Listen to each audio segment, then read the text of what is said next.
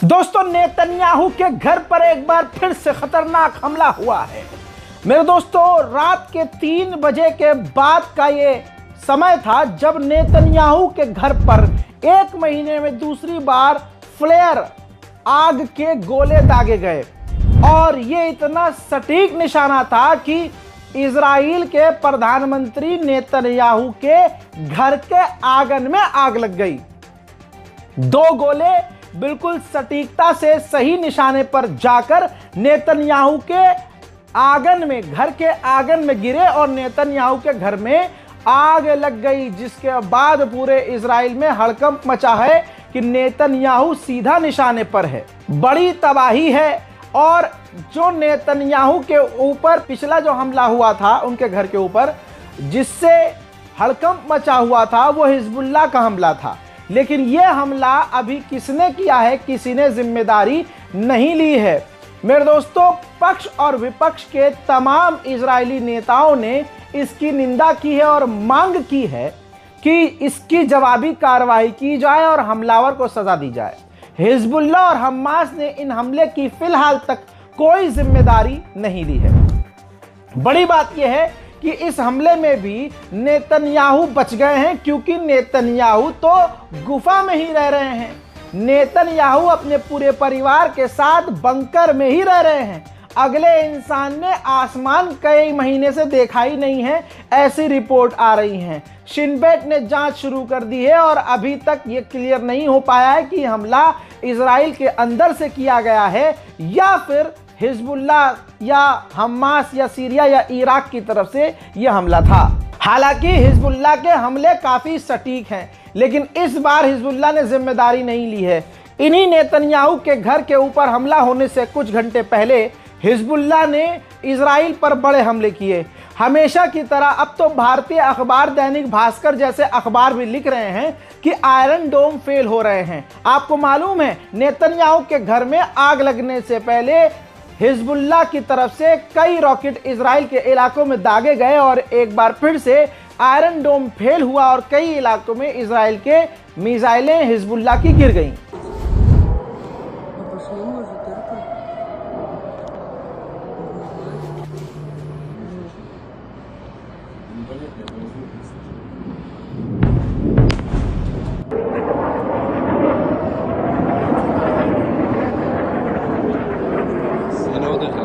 Você bebia ali casa cá.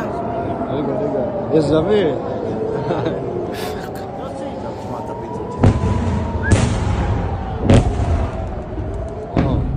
ראית את הנפילה בים? כנס אבל פנימה. אוריה, יש שירותים, כנס פנימה עכשיו. כנס זה מעלינו.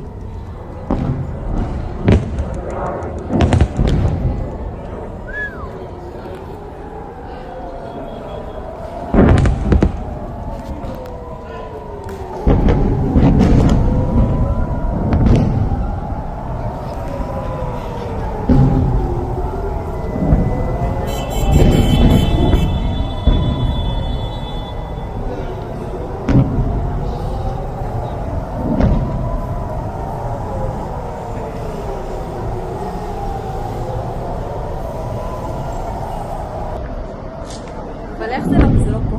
לא. אל תגיד לי זה לא פה. זה עוד לא פה. في واحد بالبحر وقع. يلا يلا.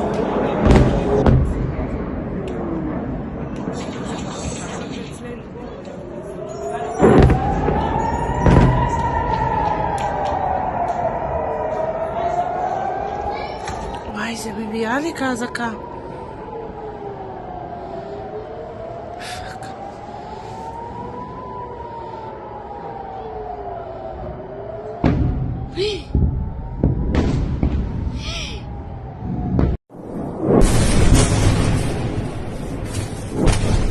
شو هذا زليبه؟ ليه عم تضرب هيك؟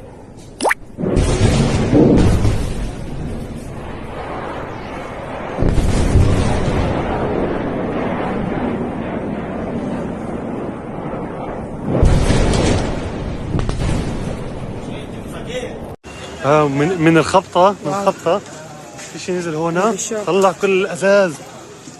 كل ازاز الطاير هذا تاع الشباك، تاع الشباك تاع فوق، زي شيل خلون اللي مالك مستقلين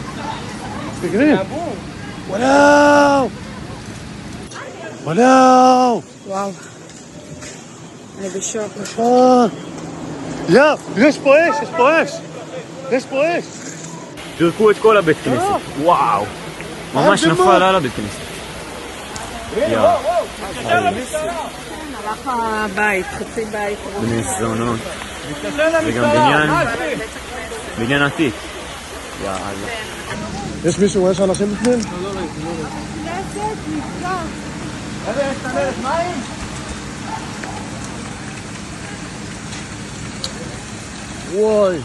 من الخبطة في شيء نزل هنا طلع كل الازاز الطاير هذا تاع الشباك تاع فوق، زي شيل خلون اللي مالك مستقلين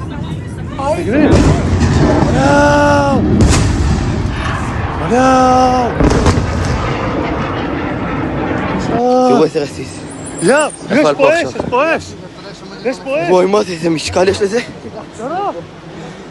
بحر دمار כאן כרמל, מאחורי הטאטאמי. את זה ראיתי שנפל. פה, קילר, נכון, בית הכנסת. שמואל, רחוב חב"ד, רכבת.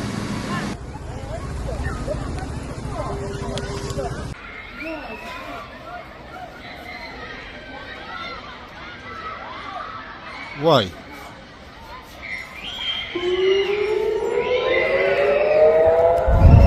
हजरात मोहतरम, Israel को लेबनान की तरफ से यह जंग भारी पड़ रही है।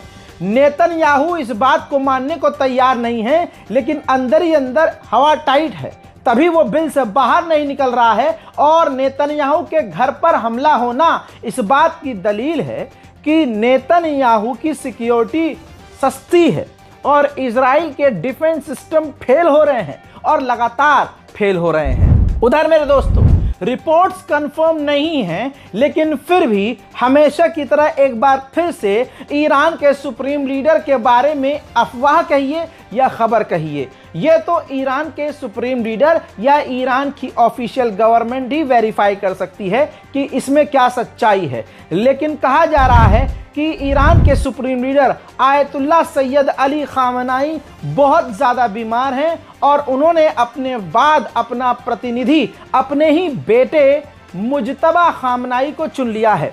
हजरात मोहतरम, मुजतबा खामनाई का नाम पहले भी आ चुका है ईरान के नेक्स्ट सुप्रीम लीडर के तौर पर, लेकिन अभी इस बात की पुष्टि होना बाकी है कि आयतुल्लाह सैयद अली खामनाई बीमार हैं या ये सिर्फ एक अफवाह है। हालांकि अभी तक ईरान ने कोई इस पर सफाई पेश नहीं की है।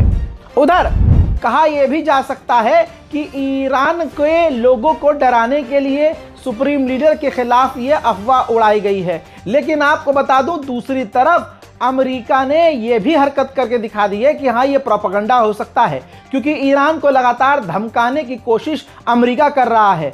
बता दूं कि मिडिल ईस्ट में ईरान के आसपास अमेरिका ने एक बार फिर से अपने खतरनाक परमाणु बॉम्बर उड़ाए हैं। जब से डोनाल्ड ट्रंप जीता है, उसका कोई दूसरा काम ही नहीं है।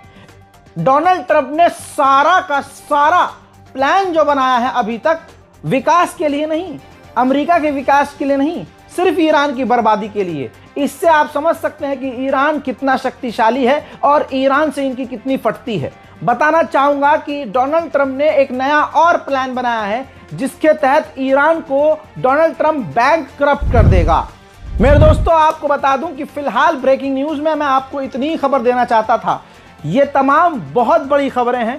उम्मीद करूंगा कि इस रिपोर्ट को आप शेयर करेंगे। चैनल को सब्सक्राइब कीजिए और अपनी राय कमेंट सेक्शन में जरूर लिखिए। मैं हूं रजा और आप देख रहे थे रजाग्राफी अनस्क्रिप्टेड। जय हिंद।